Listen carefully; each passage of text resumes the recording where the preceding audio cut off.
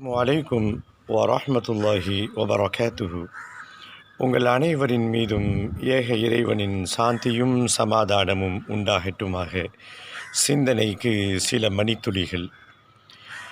அரபு நாடுகளில் நீண்ட நாட்கள் வேலை செய்தவர்கள், வேலை செய்து கொண்டிருப்பவர்களுக்கு தெரியும், கொஞ்சம் அரபு சமூகத்தை கூர்ந்து கவனிப்பவர்கள் இதை உணர்வார்கள். சில பேர் இதெல்லாம் கவனிக்க மாட்டாங்க. கொஞ்சம் சமூகத்தின் மீது அக்கறையுள்ளவர்கள் எல்லாவற்றையும் கவனிப்பார்கள். இந்த ரொம்ப நாள் அரபு நாட்டில் வேலை செய்கிறவங்க சொல்லக்கூடிய செய்தி என்னென்னா, அவங்க நல்ல சம்பளத்தோடு வேலை செய்வாங்க. அவங்க சொல்லுவாங்க அடிக்கடி, அரபு நாட்டிலே வயது கடந்தும் கூட பல இளைஞர்கள் திருமணம் முடிக்காமல் இருக்கிறார்கள். கொஞ்சம் ஷாக்காக இருக்கிறது. பெட்ரோலியம் ஊற்றுக்கண் எடுத்து ஓடுகிறது.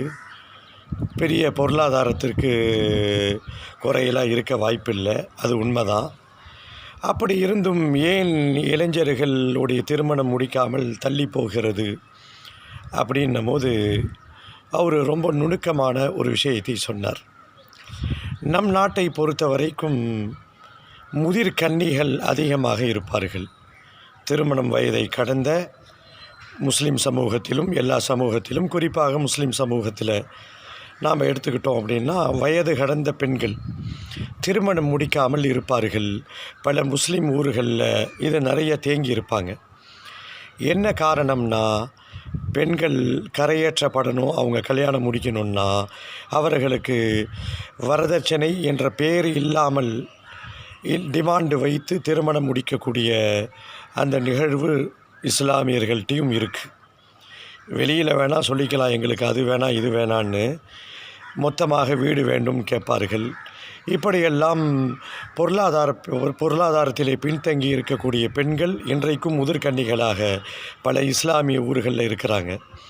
அப்படியே நேர் எதிராக அரபில் என்ன அப்படின்னா, ஆண்கள் பெண்களுக்கு மகர் என்னும் அந்த மணக்கொடை கொடுத்து திருமணம் முடிக்கிற காரணத்தினால ஒவ்வொரு பெண்களும் டிமாண்டு வைக்கிறார்கள். அவர்கள் நிறைய நிபந்தனைகள் போடுகிறார்கள், எங்களுக்கு இவ்வளவு வேணும்.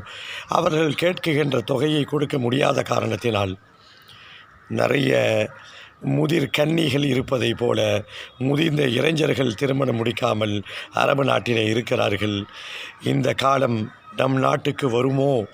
அப்படி வந்தால் அதுதான் வசந்த காலம் என்று சமூகத்தின் மீது அக்கறை உள்ளவர்கள் சொல்லுவார்கள். புரிந்து கொள்வதற்கு இறைவன் அருள் புரிவானாக.